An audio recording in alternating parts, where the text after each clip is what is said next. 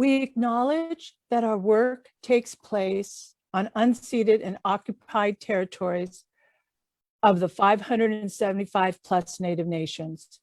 We are inviting you to take a moment to reflect on whose land you are living and working on.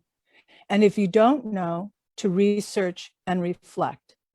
There is only one water, one earth, one sun, one sky, one moon, and we are all here to work together peacefully.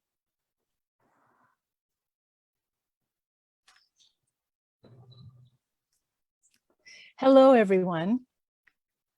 Donishe Oyate Wiyanka Poin, people who see this woman, Joanelle Romero, Conce.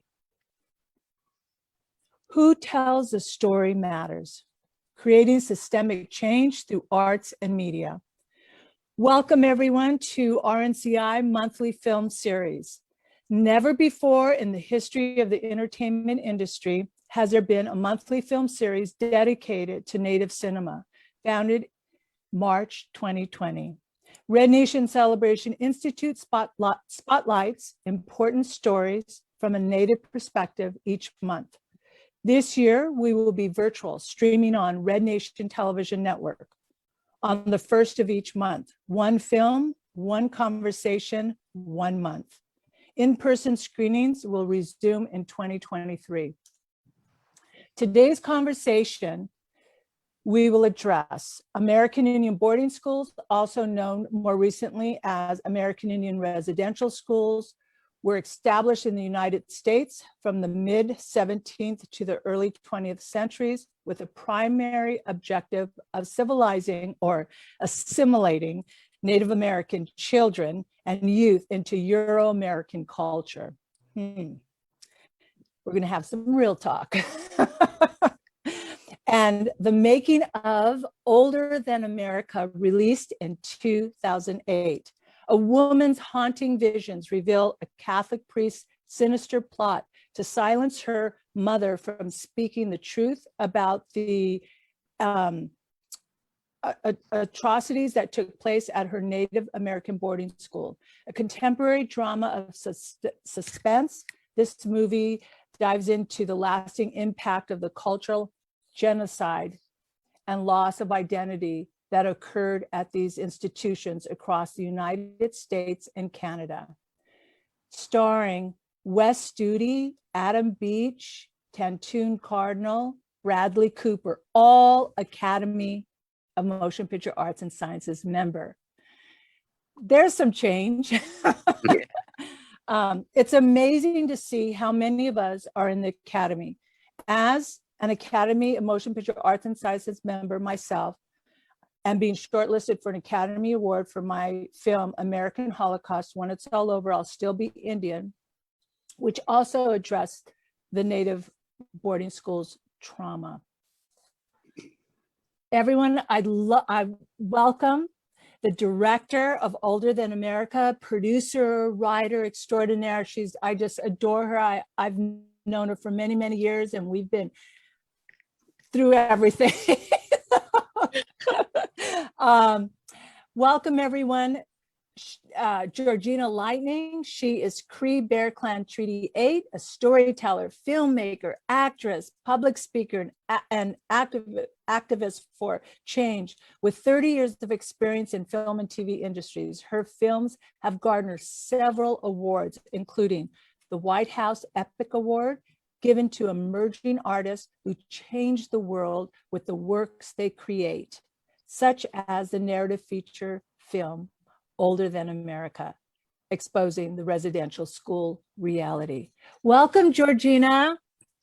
Thank you so much for having me, Joanelle.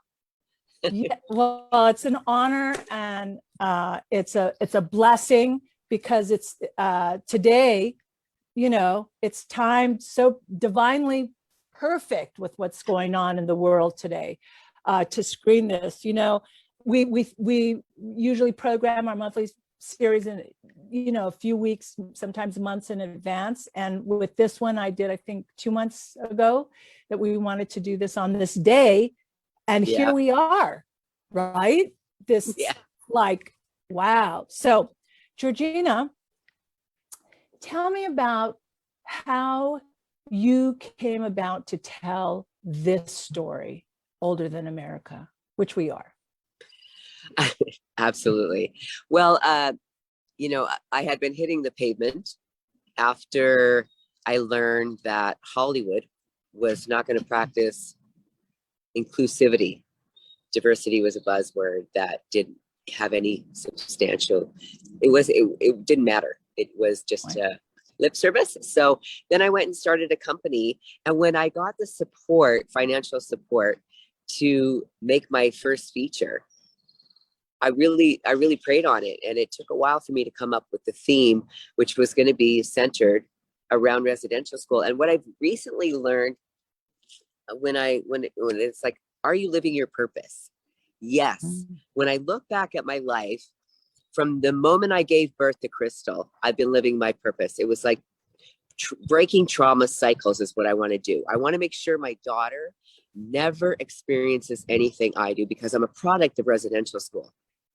And when I go back home to Edmonton, to my hometown, which is the second largest populated area of Indigenous people in Canada, the racism is so severe and so normalized, I get sick when I go there. So I could not visit for long. I moved to Los Angeles in 1990. And every time I got there, it was like I wanted so desperately to get away from there as fast as I could, because the racism is everywhere.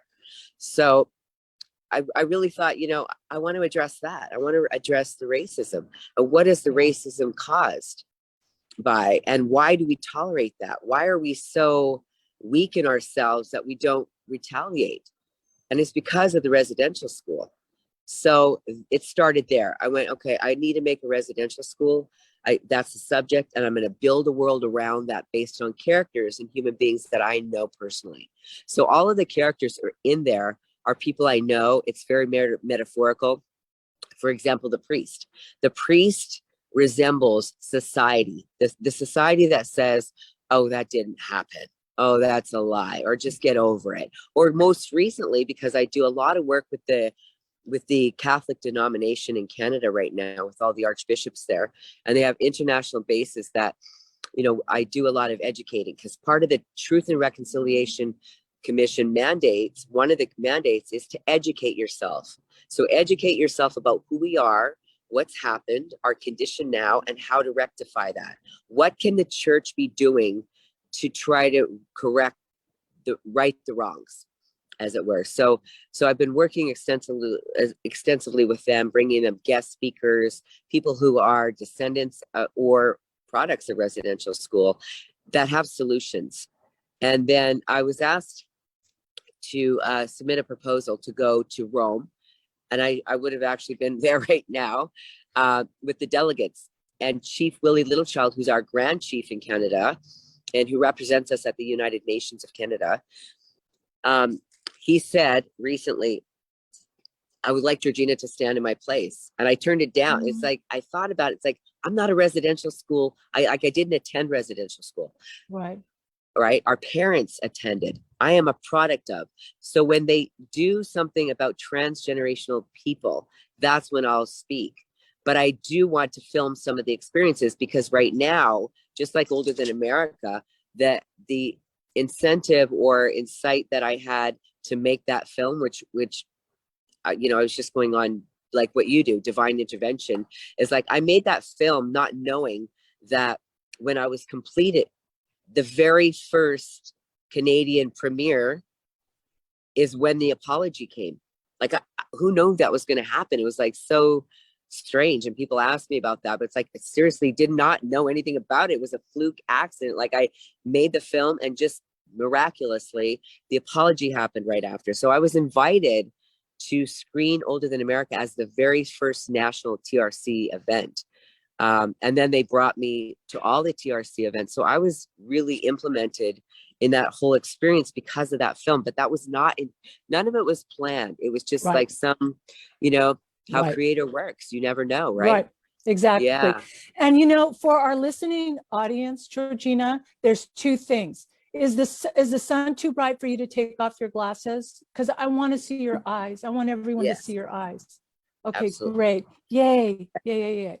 Okay, because you're gorgeous, and I get. I had surgery though, so I had that eye surgery. So yeah. Oh well, we'll talk Yeah, about I that had in a minute. reflective eye replacement, lens replacement surgery. Is it okay So for you to be in the sun? Soon I won't. Yeah, you know what? It's not that bad right here. Okay. Yeah. So the other thing is, our listening audience, you know, we just jumped into talking about the Pope and what's happening, but a lot of our listening audience, let's inform them what happened this week. Yes. Would you like to address that? Sure. A lot of our chiefs, like we have the AFN, Aboriginal First Nations. Like we have a alliance of the tribes in Canada, the over 500 plus tribes, and all of our chiefs had delegated people, and they've been trying for many, many years to try to get a meeting with the Pope in order to talk about the issues, problems, current status, and the stories, the reality of residential school, in order to get an apology like every other, you know, Indigenous country has received from their prime ministers, presidents, etc. In Canada, we got an apology from the prime minister, but it didn't mean anything. It's like, it's the church that was behind a lot of the abuses. We need that to come from the Pope. And not, you know, we've gotten many, many, many apologies from all different denominations, but they're from specific churches. It's not from the higher ups, you know. And one of the crimes that I've heard recently is like, you know, they're just in it for the money. Like I'm still hearing from bishops really horrific things. So the only way that's going to change is if the Pope himself, if the highest that they look up to, that they revere, gives an apology and it, you know, admits and is accountable for that. So what they did is they picked a lot of different delegates from across the country, people who could share their story in front of the Pope. They picked 13 different delegates, and those delegates spent their time over a 2-day process of sharing their stories. And our Grand Chief, Willie Littlechild, had an actual face-to-face meeting with the Pope to talk to him about what they need and want. So I read in the trades, he did give an apology. The archbishops have been emailing me, like, you know, regularly, because there's a list of items that I want shot for a film that I'm producing called Behind Closed Doors. And it's about forgiveness and apologizing. It's about atonement.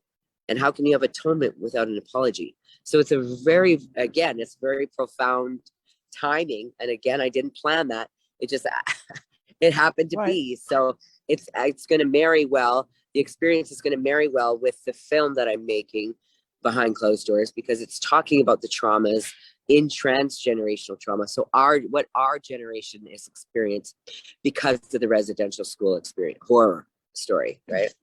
Yeah. Well, like, for example, there's a couple of things that there's a couple of things that have come up with your share. There are some of our people on social media saying that, you know, why do we need this apology from the Pope? It's like this going to, you know, the aggressor and saying, you know, we need an apology, right? Mm-hmm. Why do that? Like, why would we do that? And what is that bigger picture? Or wouldn't it make sense to have him come and experience these graves and come into these residential schools? And even though they have footage and all that stuff over there, you know, to actually physically come to our territories and make a tour of apologizing and actually visually seeing that. Well, that would be. Yeah, go ahead. Absolutely, that would be an extension of what we're asking for. But it's like, because of okay, I'll do a disclosure right now. You know, I was molested sexually and I was raped, and it's like, when you it's about the spirit. It's not about, like, psychologically I can process and I can file and I can understand it and make sense of it and do forgiveness and all that stuff. It's our spirit. Okay. So if I'm raped and I go against my rapist and my rapist is denying it, outright denying it to the public, then that makes my spirit even more fragmented. If my rapist says, you know what, I did do that, I actually did rape Georgina, I own it, and I want to take responsibility for it, that helps in my healing process. Right. It helps me. Right. It's when you deny the violation you did to me or to my children or to my mother or father, that is a crime, and it breaks our Right. spirit. That's Right. what's toxic to our soul, because rape is a penetration of all four bodies. It penetrates your emotional, your psychological, your physical, and your spiritual. It's the biggest crime. And that's why they've been using rape to conquer people all over the world. It's like they go in and they rape their women, and that is how they break these countries. Right. So yeah, and they've been doing that for years. That happened because of residential schools. So we need that apology from the boss himself. Yeah, that's excellent. Yeah, and it makes sense. And I will do a disclosure as well. As you know, I was set up at a very young age I was set up as a victim without knowing it until I got much older. And I'm a survivor of rape and all of that several times. So and I'm here on the other end of it, of healing. A lot of work. Mm-hmm. Yes. Also, I mean, it's like a lot of work. And also, when I was 23, I decided to get sober. And what that did is that changed the whole dynamic in both sides of my family, because I come from alcoholism on both sides of my family, right? Mm-hmm. So I'm the first generation to break that cycle, right? And so, and I have 40 August, I'll be 41 years sober. That's a long Congratulations. Huge, awesome. I know it's it's a lot of work, and it's one day at a time, because as survivors of trauma, and all this stuff that happens to us, to be able to sit in your pain, in all of it, and work through it to get to the other side. And when we talk about forgiveness, my book is being released. I know I keep talking about my book, but it is. Good. I promise. It's called I Forgive You. Because when all my aggressors had passed away, right, I intellectually forgave them. Oh yeah, they did the best they could. Okay, I forgive you. It's all like here. Mm-hmm. But when they actually passed away, none of them admitted anything. And it's okay. It's, you know what? Mm-hmm. I got to the other side when they passed away. I can't like explain what wings happened for me. Like it felt like these white wings just came out of my back and I was flying, that I spiritually, intellectually, in my body, everything, forgive them. And as soon as that happened, I was free. And as soon as that happened, everything changed in my life. Everything. And I have to bring it back down to my sobriety, right? And for us in our communities, what this residential school trauma has done to us is incest, alcoholism, drug use, and it's passed down to the generations without knowing what is this, but if we are cycle breakers, Georgina. Yes. And that's the thing. And that's the thing that's so powerful about the film you made about, American Holocaust, When It's All Over, I'll Still Be Indian. That film came out in 2000 when I directed it, and it dealt with the enrollment issue, because that's part of the residential schools as well. that huge. whole system. And that was the first film to talk about the enrollment issue, because I was very concerned about when I have grandkids, for my kids, for all of our kids, like, what does that mean, right? And it was set up to wipe us out as a people. It was set up designed for us to hate each other and bicker, so that we don't become prosperous and heal from this. So I think with going to the Pope this week, screening for all of you listening audience, you can view Older Than America on Red Nation television network for the whole month of April, and get your friends to watch it. Have discussions about it. Have discussions about your own healing, right? With your family members. I mean, and let us know. Visit us on Facebook and let us know. Let Georgina know. Write to Georgina. She's on Facebook too. Absolutely. And on Facebook, she's on Georgina Lynn Lightning. Yes. There's a Georgina Lightning, but I don't, deal with that. It's Georgina Lynn Lightning is personal to me. Yes. Yeah. Thank you for pointing that out. Yeah. Because I'm dyslexic, so I'm like, oh, yes. Anyway, so let's get back to this story. So I want to talk about the creative process of Older Than America. Okay. So you worked with Bradley Cooper, right? Mm-hmm.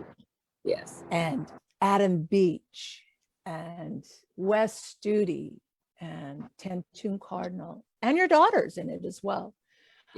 Crystal. So what was that like, directing all this gorgeous talent for you, like internally, as you know?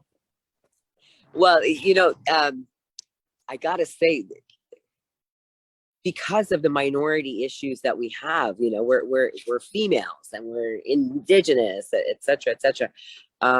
The pressure was so high that every segment was like, I have to do the very best. I have to do the very best. So I let everybody know, like, this is a one-off, like, this is a one-time experience, and we have to collectively do brilliant. Or we're all, it's like, oh yeah, we perpetuate the stereotype. Oh yeah, look at that, another shitty film from, Native Americans, and from women to boot. It's like, because we are still the lowest on the totem pole, females. This year alone, 2022, is the rise of the matriarch. Women all over. We're in Georgia right now, because my son is casting something. I'm not allowed to broadcast it right now because the public announcement hasn't been made for 2 weeks, but it is giant. It's the biggest thing any of my family members, and we've been in it, that's an old bio, but 32 years. So in 32 years, Cody has just booked the biggest thing that any of our family members have booked in 32 years. That's 4 of us. I'm excited. So I want to know what it is. I want to know. You know what? It's women power. It's 2 female directors. And Cody just came back today from the production set, and he goes, guess what? So he met there's 2 female DPs. It's like DPs and directors are taking this big giant, and it's a giant company, like it's a cult following kind of company. So check us out in 2 weeks, because we'll be able to announce it. But you can tell me off camera though. But it's female driven. And look at Sterling Harjo's and Tyka's piece. Female directors are on that. Taz. I mean, it's filled with that. Yeah. Rutherford Falls. I mean, women are finally getting their chance and opportunity. It's a change. Stuff's happening now.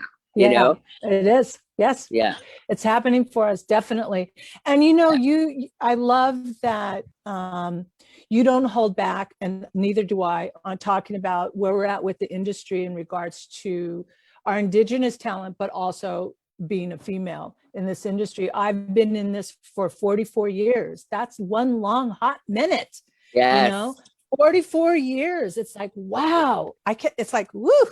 That's, and you 32 years. I mean, it's like, here's 2 veterans.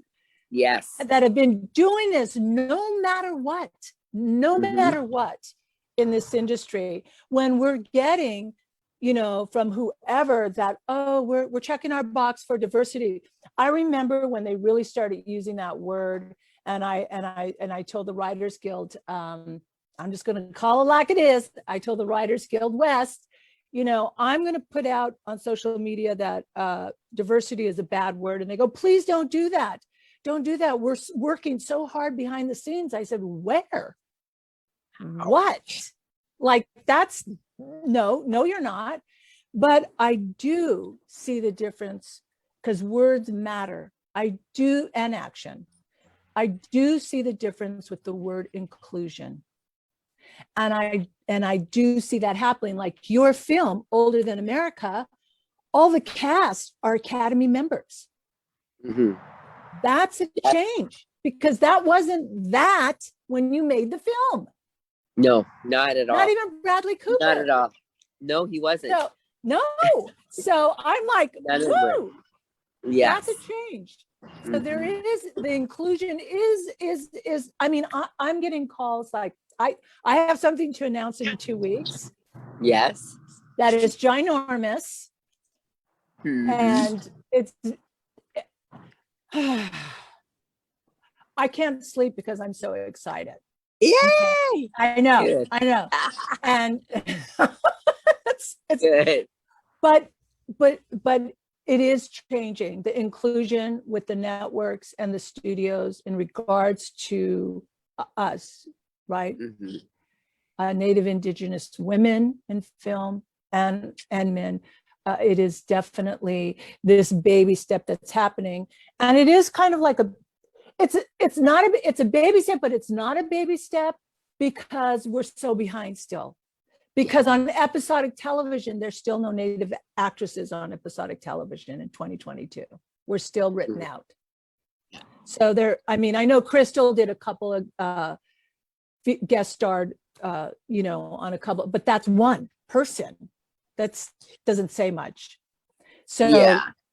I mean, yeah. there has to be, you know, anyway. So this film, Older Than America, is streaming on Red Nation Television Network for the whole month of April. We encourage you to watch it. Okay, so Georgina, how do you see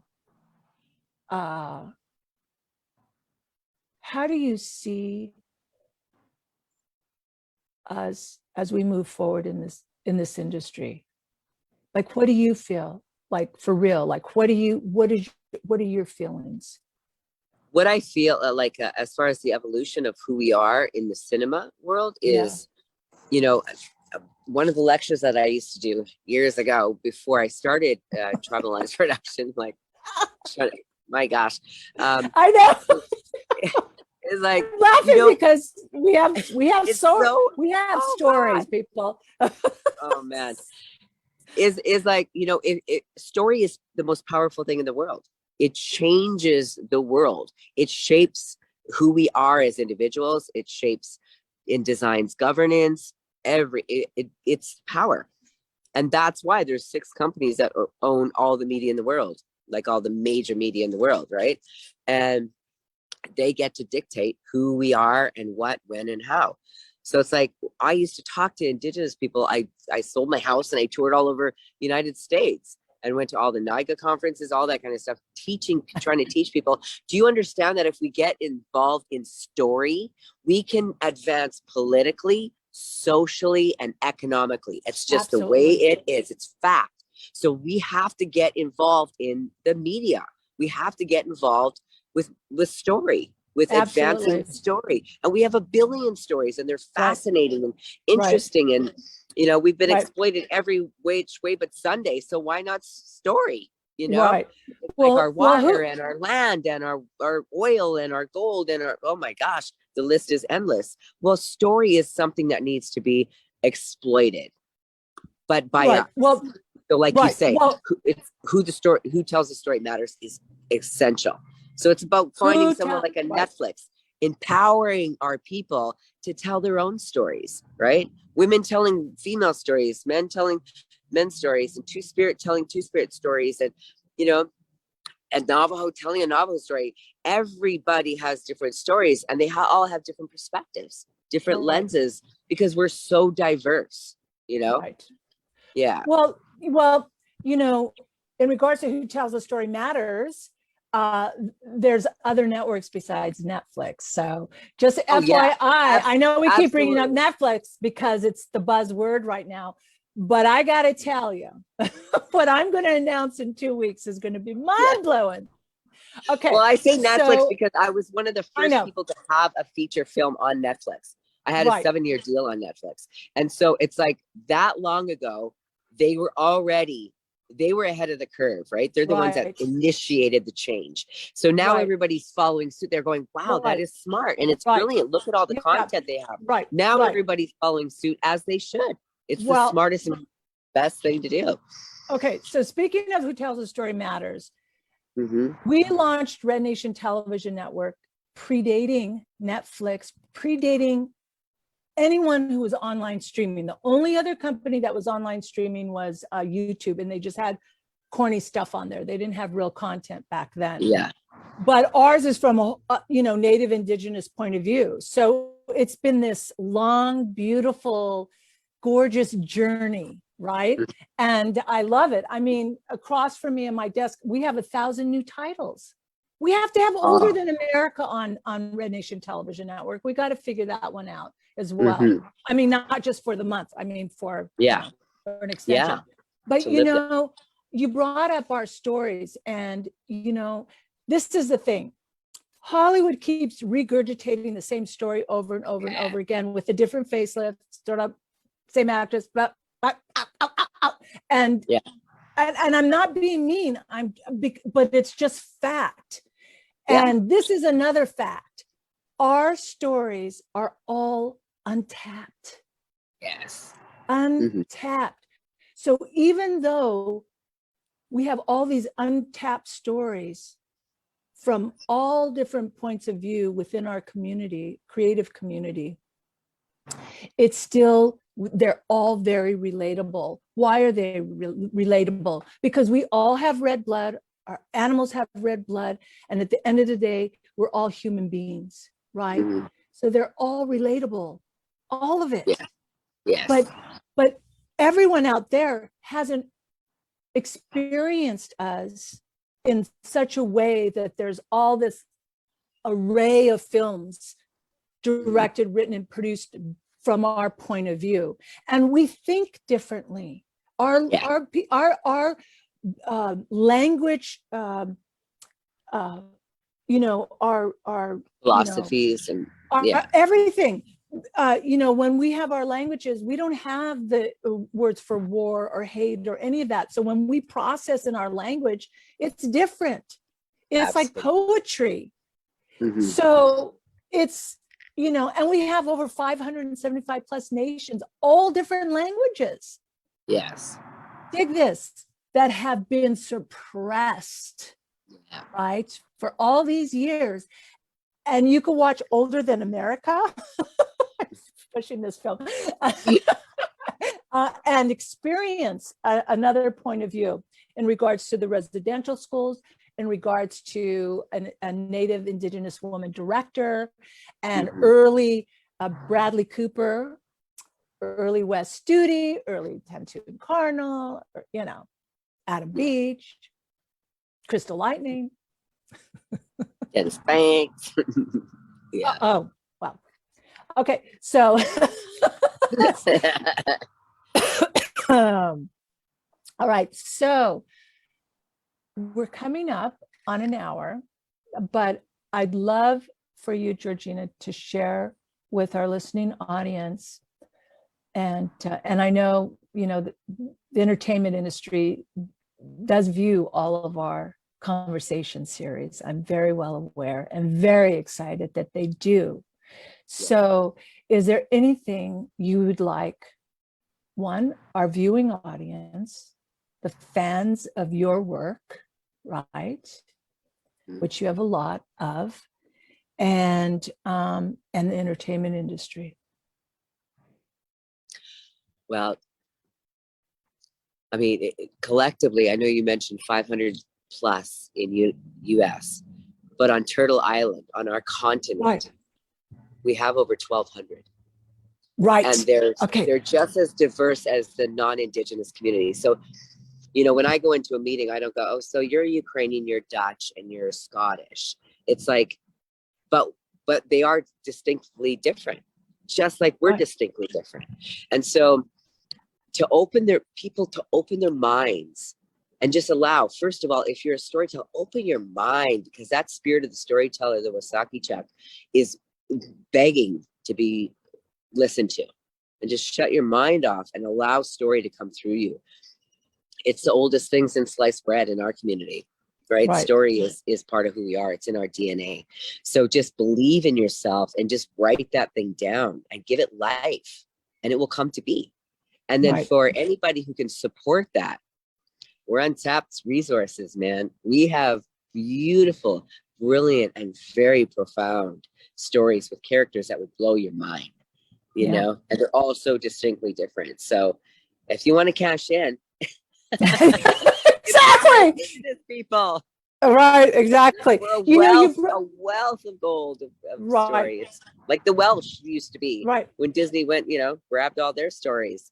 They're not going to do that with us. Cinderella and all that stuff. It's like, no, because now it's a turnaround. It's like, now it's a different time. Has to be empowered. You can't get away with that anymore. It's more politically incorrect. That's right. Yeah. And you brought up a good point. 1,200 nations, right, on Turtle Island. So this is, I would love for you to share with me this point of view, and I'd love to hear your thoughts on it. Okay, so for years, our Red Nation International Film Festival, you know, always has this conversation about no borders, right? We've been doing this for 27 years. August will be 27. And so my point of view is this: when I'm on someone else's panel or someone is moderating one of our panels, they bring up that, you know, Native Indigenous is 1% of the population. And I say, absolutely not. And whoever keeps putting that number out is wrong. It's a lie. Don't believe it. Because if we didn't have borders collectively, with no borders, we still are the largest population, largest group. How do we say largest group on Turtle Island? So on the planet. So you're on Native Indigenous land, everyone, and we're all living here together. But the fact is, at the end of the day, it's about money, it's about marketing, it's about all that stuff when we're talking about filmmaking, right? And other things, right? So we, as Native Indigenous peoples, have the largest number, more than Asian, more than Latin, more than Black, more definitely more than white.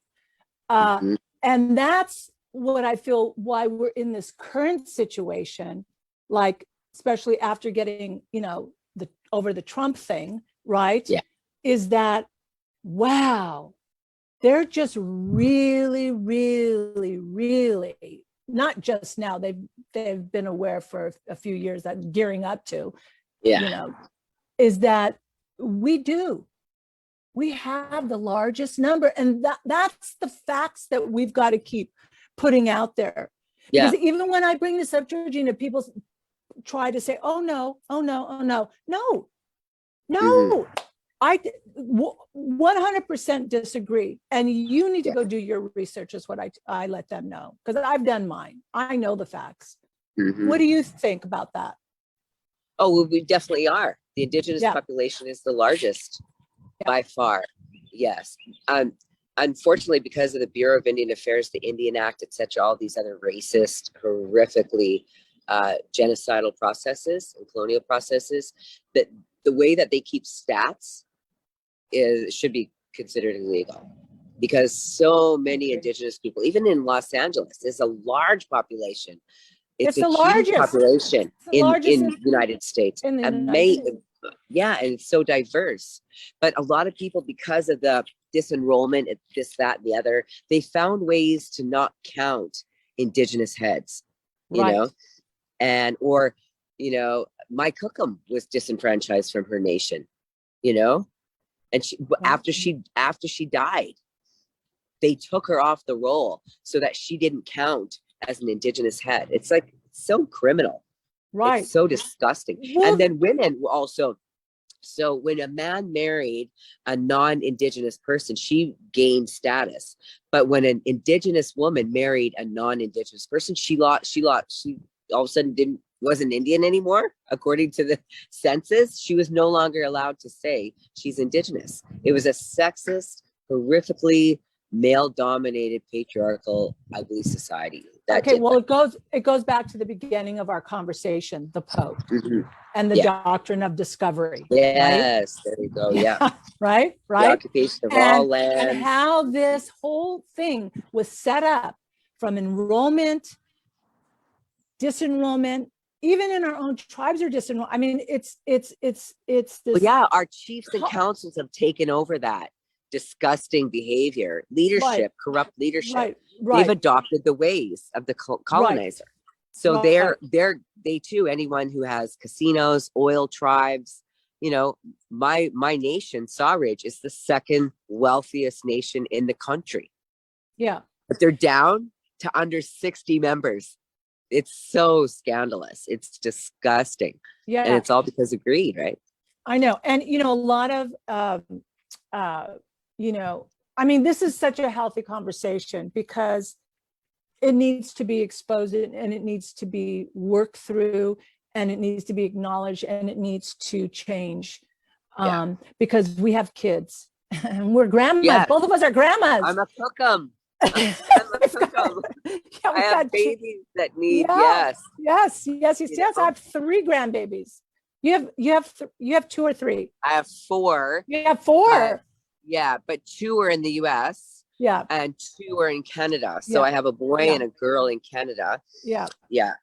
Yeah. So, you know, anyway, there was something I was going to say about, so, you know, when we go for funding for our festival or whatever, you know, it's a yearly everyday thing. The industry always says, well, why don't you go to the casinos? Funding.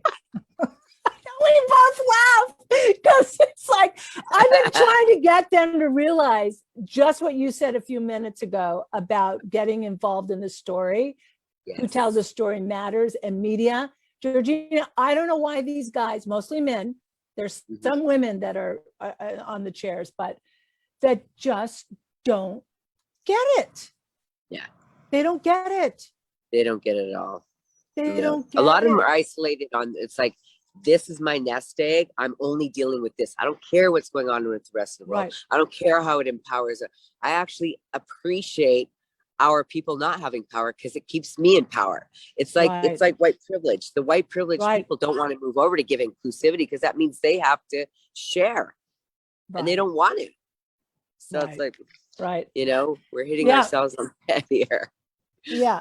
So the whole thing, I think the whole thing at the end of the day is to be inclusive because we all have red blood, our animals have red blood, and we're all human beings. And for our creatives out there, in regards to our community, you know, we love partnering.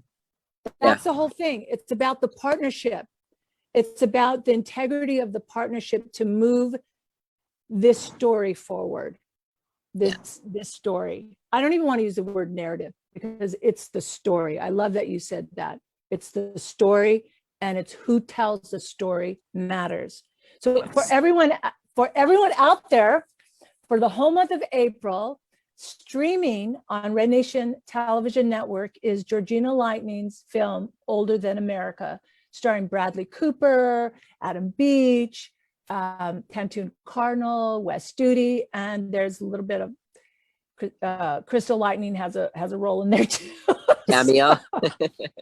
Yeah. So cameo, there we go, cameo.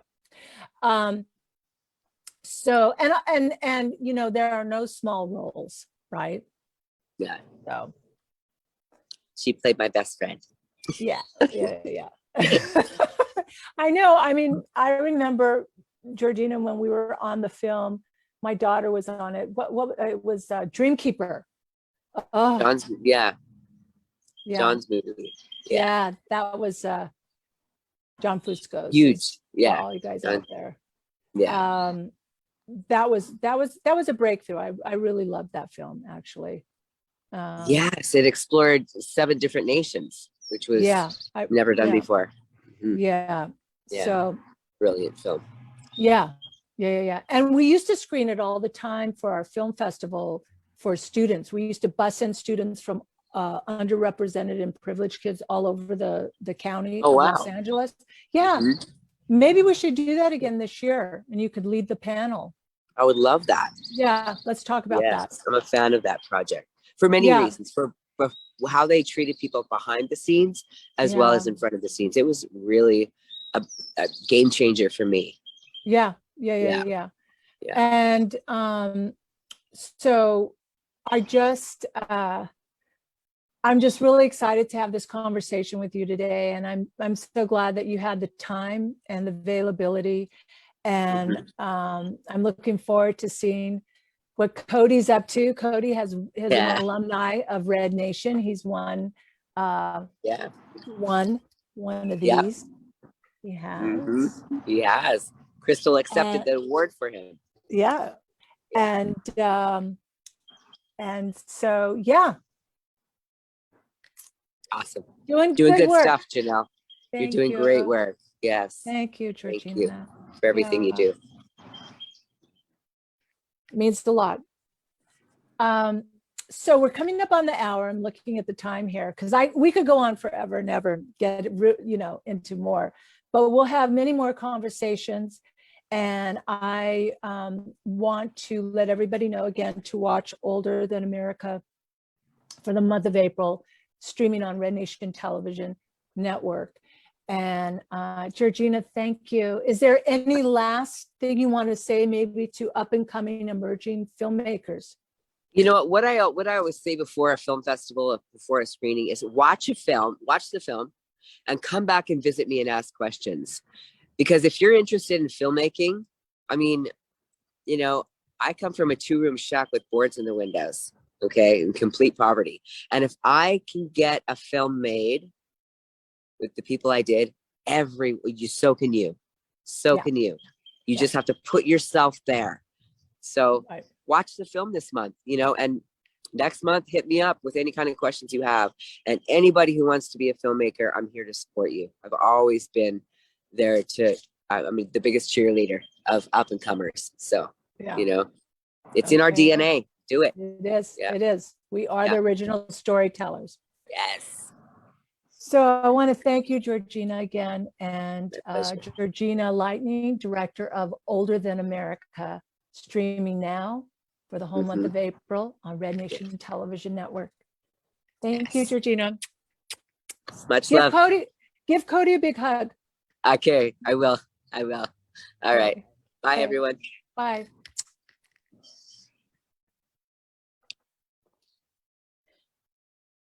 Well, we want to thank you for tuning in today. It's been an extraordinary conversation today, and looking forward to hearing back on Facebook your comments about after viewing the film, what you think about it, and your stories, your family stories. Red Nation Celebration Institute, the authentic voice of American Indian and Indigenous nations, founded 1995, now in its 27th year this August. The creative enterprise by natives delivering to all people the stories that shape our world. The longest standing Native women-led Indigenous media, arts, cultural, pioneer nonprofit enterprise in Los Angeles, with offices in Santa Fe, New Mexico, serving Indian country and the entertainment industry, representing, now 1,200 plus Native Indigenous nations, established a rich legacy of work by supporting 5,000 plus Native Indigenous filmmakers. Mission is to break barriers of racism by creating systemic change through media and pop culture in order to eliminate Native American stereotypes. Our vision for the future of cinema is one in which Native Indigenous perspectives are authentically pictured, recognized, and valued in a way that promotes strong, authentic Native identities, economic outcomes, equality, and wellness for Indigenous communities. Our foundation is uniting creatives within our community with Hollywood to bring together a greater voice to the entertainment industry and the world at large. Red Nation Celebration Institute is honored and proud to work with strong leaders within our Native nations across Indian country, America, and our Indigenous talent from directors, producers, writers, actors, and crew in front of and behind the camera, fostering the next generation of talent and leaders. Some of those filmmakers have been Sterling Harjo, Loretta Todd, Mark Williams, James Bird, Tel Feathers, Kyle Harrison, Junie Fox, Daniel Foreman. Gosh, I could go on and on and on with all the filmmakers we've supported throughout these 27 years, including our allies that have made Native and Indigenous themed films like Chloe, I want to say her last name right, Zero. I know I'm pronouncing it wrong, but forgive me. And Taylor Sheridan and Joe Billinger and Rebecca and Josh Tickle and Susanna White and Bridget Tillerman and Deborah Anderson. And I could just go on. Mark Raffio. I mean, I could go on and on with our allies as well. RNCI is film ready, with a catalog of new stories that are in pre-production, post-production, as well as new scripted content, including original program. Thank you, everyone, and we'll see you next month for our monthly film series and conversation. See you later.